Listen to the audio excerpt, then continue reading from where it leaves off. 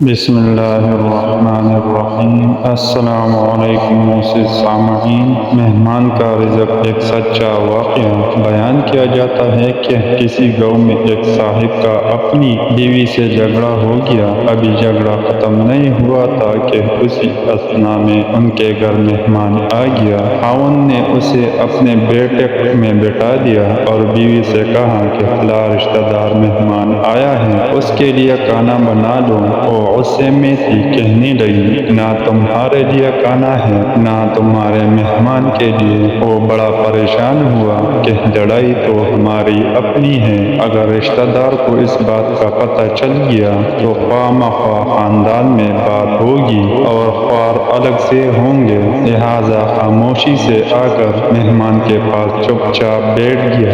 اتنے میں اسے خیال آ گیا کہ چلو بیوی اگر روٹی نہیں پکاتی تو سامنے والی ہماری ہمسائے بہت ہی اچھے لوگ ہیں، میں انہیں ایک مہمان کا کھانا پکانے کے لیے کہہ دیتا ہوں۔ چنانچہ وہ ان کے پاس گیا اور کہنے لگا کہ بیوی کی طبیعت آج کچھ خراب ہے، لہٰذا آپ ہمارے مہمان کے لیے کھانے کا انتظام کر دیں۔ انہوں نے کہا ٹھیک ہے۔ وہ مطمئن ہو کر مہمان کے پاس آ کر بیٹھ گیا کہ مہمان کو کم از کم کھانا تو مل جائے گا جس سے میری عزت بھی بچ جائے گی۔ تھوڑی دیر کے بعد مہمان نے کہا کہ ذرا ٹھنڈا پانی تو دلا دیجیے۔ وہ اٹھا کہ گھڑے کا ٹھنڈا پانی لاتا ہوں۔ اندر گیا تو دیکھا کہ بیوی تو زار و قطار رو رہی ہے۔ وہ بڑا حیران ہوا اور کہنے لگا کیا بات ہے؟ اس نے پہلے سے بھی زیادہ رونا شروع کر دیا۔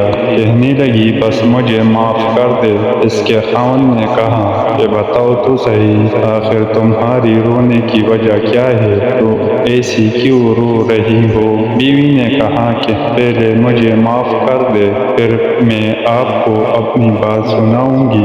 خیر اس نے کہہ دیا کہ جو لڑائی جھگڑا ہوا ہے میں نے وہ دل سے نکال دیا ہے اور تمہیں معاف کر دیا ہے۔ پھر وہ کہنے لگی کہ جب آپ نے آ کر مہمان کے بارے میں بتایا اور میں نے کہہ دیا کہ نہ تمہارے لیے کچھ پکے گا اور نہ ہی تمہارے مہمان کے لیے کچھ پکے گا تو آپ چلے گئے، مگر میں نے دل میں سوچا کہ لڑائی تو میرے اور آپ کی ہے اور یہ مہمان رشتہ دار ہیں، ہمیں اس کے سامنے اپنی جھگڑے کی بول نہیں کھولنا چاہیے۔ چنانچہ میں اٹھی کہ کھانا بناتی ہوں۔ جب میں باورچی خانے میں گئی تو میں نے دیکھا کہ جس بوری میں ہمارا آٹا پڑا ہوتا ہے ایک سفید لباس شخص اس بوری میں سے آٹا نکال رہا ہے۔ میں یہ منظر دیکھ کر سہم سی گئی۔